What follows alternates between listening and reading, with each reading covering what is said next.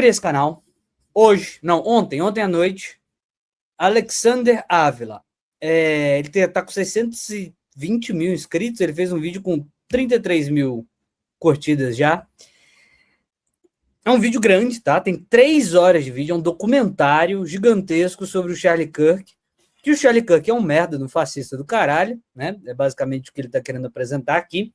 Mas não no sentido do que eu tô falando, né? Aliás, ele perde muito tempo tentando mostrar que não é só para fazer, digamos, pinhata, né? Ou como é que é o nome do cara do Jesus lá? Ou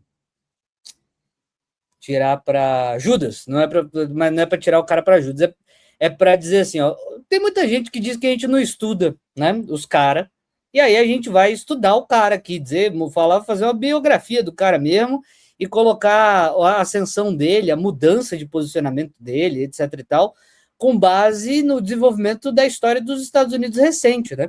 É isso que ele está apresentando ali.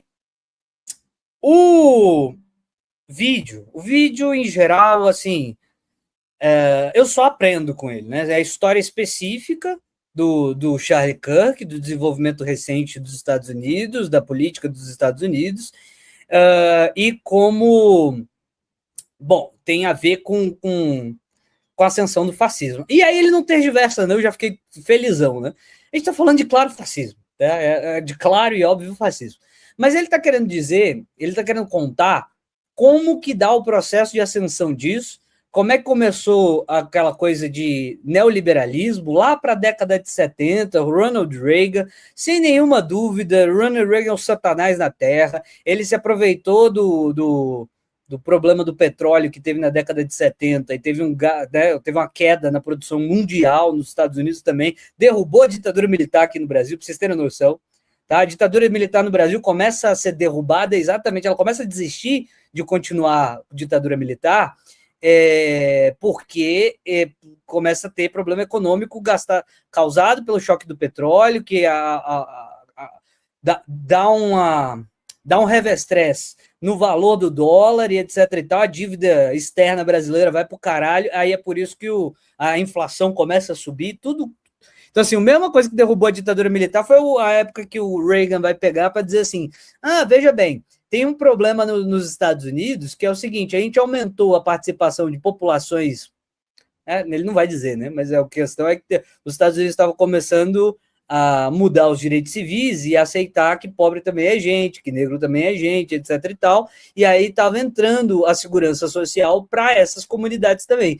Aí, como coincidiu isso, a crise de Yom Kippur, o choque do petróleo de 73, é disso que eu estou falando, né? Aí, isso acontecendo, o porra do Ronald Reagan aproveitou disso para coincidiu a temporalidade, né? Aí ele fala, olha, os Estados Unidos está na merda porque está fazendo welfare state para essa galera, né? E aí, pronto, gerou o inferno, né? Gerou o neoliberalismo lá nos Estados Unidos, que a culpa dos Estados Unidos estar indo mal é por causa de ajudar o pobre, né? Não é isso é simplesmente mentira, devia ser fácil falar sobre isso, isso é simplesmente mentira, mas tudo bem. Aí essa porra ficou adormecida, todo mundo do planeta reconhecia o quão babaca era Ronald Reagan, aí começou a voltar a tese do neoliberalismo agora nos Estados Unidos, agora na década passada, né? De 2010, na década de 2010, né? Começou, a coisa do Bolsa Família, de lá e etc, né? Exato, aí a questão era discursiva, né? O Ronald Reagan não sequer acreditava nisso, mas aí ele criou um discurso, não é como se ele também não tivesse... Enfim, isso é outro papo, tá? Isso não é o papo daqui.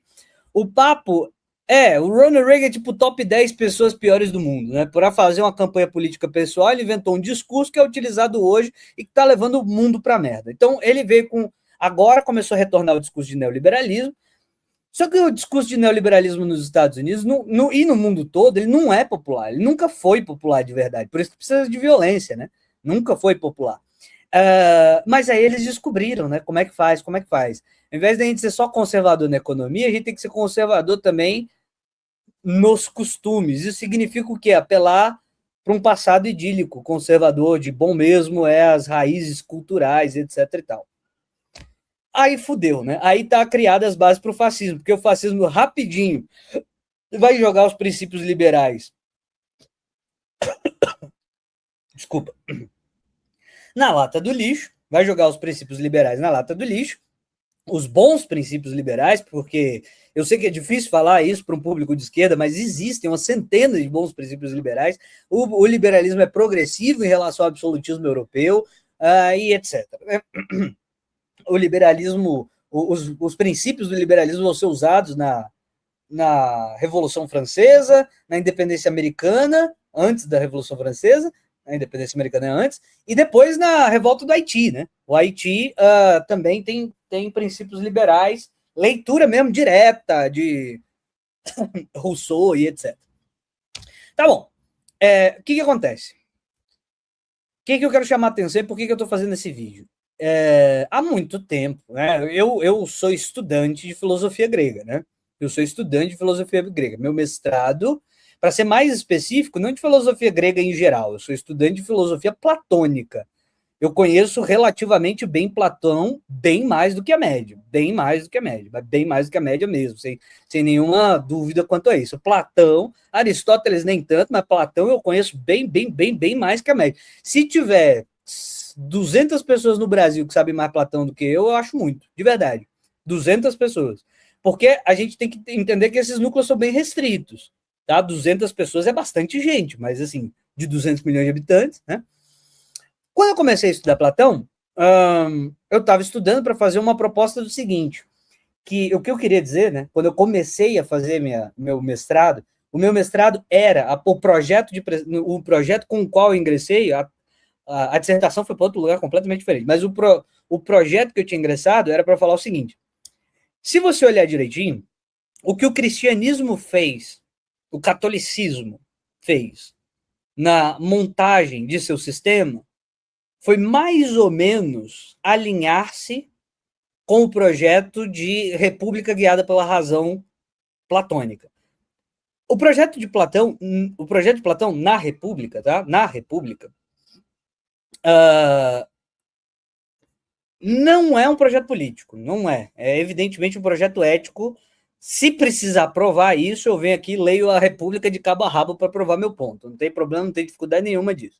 O projeto não é político, é ético. Né? Ele está falando sobre ética. A ética começa numa discussão relacionada à justiça e ela termina, né, no final do livro, termina falando sobre justiça. Certo? Eu não tenho a menor dúvida disso. Mas não é porque não é um projeto político que não tenha falas políticas dentro do texto. Então você pode recortar algumas falas políticas, né? Tem um pedaço por isso que ele chama República, tem um pedaço central do livro, gigantesco, onde ele está tentando montar uma república ideal, a palavra república nem cabe, né? Mas tudo bem, uma politeia ideal, uma cidade ideal, para você imaginar uma cidade ideal e depois replicar isso no sujeito ideal. É uma metáfora. A construção da república é metafórica, e é literalmente metafórica. Como pode ser literalmente metafórica? Deste exato jeito. Você diz, olha, eu vou fazer uma metáfora. Né? É desse jeito. Então o texto é muito claro nesse sentido. Agora, disso você não quer, não necessariamente você retira, que o texto não tenha inserções ou falas ou comunicações que expressem, poxa, se fosse assim seria melhor, do ponto de vista político. Tem um monte, né? Para você entender, a república, a politeia que eles vão criar, vou repetir, é uma mera metáfora. A ideia é, se um sujeito é guiado pela razão, controla a violência, e daí faz a violência, né, usa da própria violência, faz a razão usar a violência para controlar seus próprios desejos, certo? Ele fala isso expressamente no livro 2, não tem segredo, o que eu estou falando eu não tenho dúvida. Então, e você controla os seus desejos, essa é uma pessoa justa. A discussão era sobre o significado de justiça.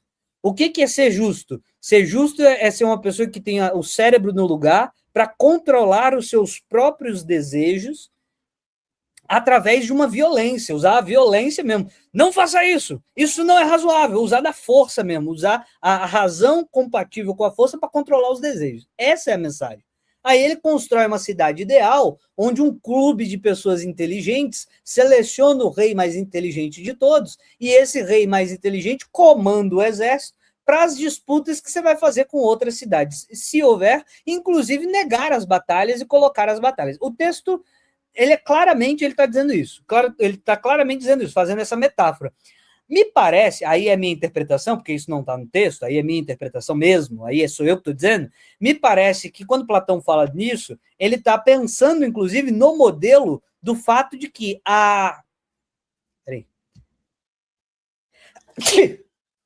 ele fala na ideia de que Atenas foi para o caralho, né? A juventude de Platão foi ver Atenas indo para o caralho, porque Atenas, achando que era grandona demais, conseguia ir lá na Magna Grécia, que é o sul da Itália, e vencer Siracusa.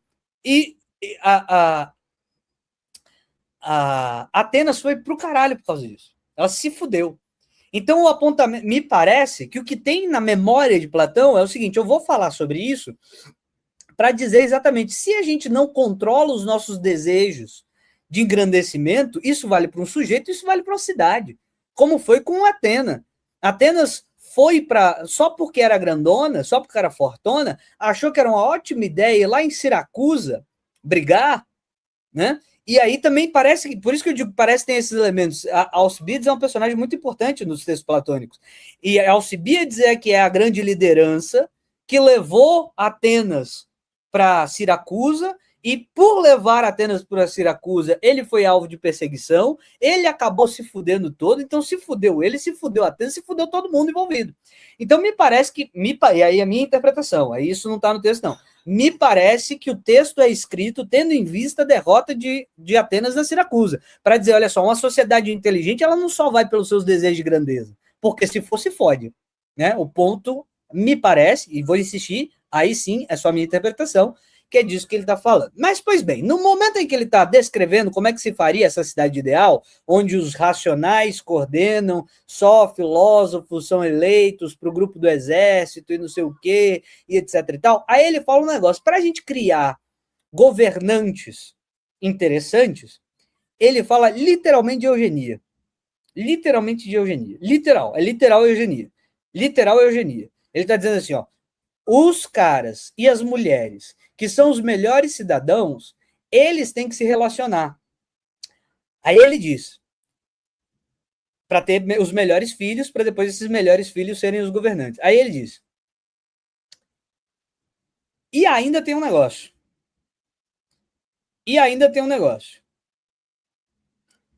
Melhores governantes, melhores do seu quê, etc e tal, a gente vai ter que mentir para as pessoas, para elas acreditarem que é feito por sorteio, que os casamentos para as escolhas dos pares é sorteio. Gente, sorteio é a técnica da democracia ateniense. Todas as pessoas são iguais entre si, então a gente sorteia quem vai governar. E ele está dizendo, a gente vai dizer para eles que é sorteio. Mas na prática, atrás do muro, a gente vai estar embaralhando para sempre caírem os melhores casais, homens e mulheres. E ele diz, isso é a nobre mentira. Quando eu li isso pela primeira vez, e a primeira obra que eu li de Platão foi A República, quando eu li isso pela primeira vez, eu falei, não tem condição, né? Aqui qualquer coisa parecida de que a gente vai mentir para o público. E em outro livro, acho que é no livro terceiro, isso acontece no livro quarto. No livro terceiro, acho que é o livro terceiro, acho, quase certeza. No livro terceiro, ele fala o seguinte, as religiões são histórias que a gente conta, né? O teatro contra... O teatro de Atenas, tudo que ele está pensando é claramente Atenas. O teatro conta, tá? O teatro conta para as pessoas o que os deuses fizeram deixar de fazer.